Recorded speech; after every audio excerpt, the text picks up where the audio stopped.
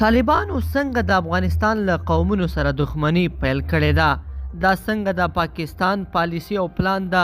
څنګه د افغانستان ریشې ویستل غواړي؟ جزئیات په ویډیو کې وګورئ او چینل سبسکرایب کړئ. السلام علیکم لیدونکو، ستړي مشئ. اجمل ستانکزی لیکي طالبان له افغان وهابیانو او افغان شیعګانو سره دښمني شروع کړې ده. دا هماغه پاکستاني پالیسي ده چې د افغانستان ریښې ویستل غواړي. بس کله د قوم په نوم افغانان جنګو ته هڅوي، کله د مذهب په نوم او کله د بل څه په نوم. هدف یې هماغه یو هدف، یعنې د افغانستان تباهي ده. تر اوسه دا کار طالب ښه روان کړی دی. که غلام غواړئ، له طالب غلام وغواړئ چې د پاکستان لپاره هر څه کولو ته تیار دی. په بل مطلب کې اجمل ستانکزی لیکي د کندوز پرونۍ چاودنه کې تر 100 ډیر کسه مړه او زخمیان شوي.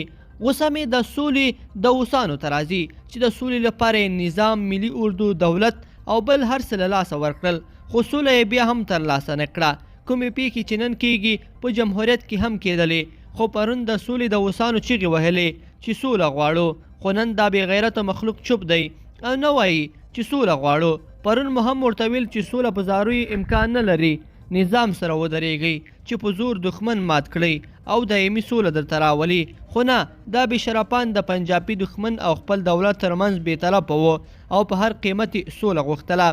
رښتیا هم چې څوک خپل ازادي د امنیت لپاره قربانوي، هغه نه د ازادي لیاقت لري او نه هم د امنیت.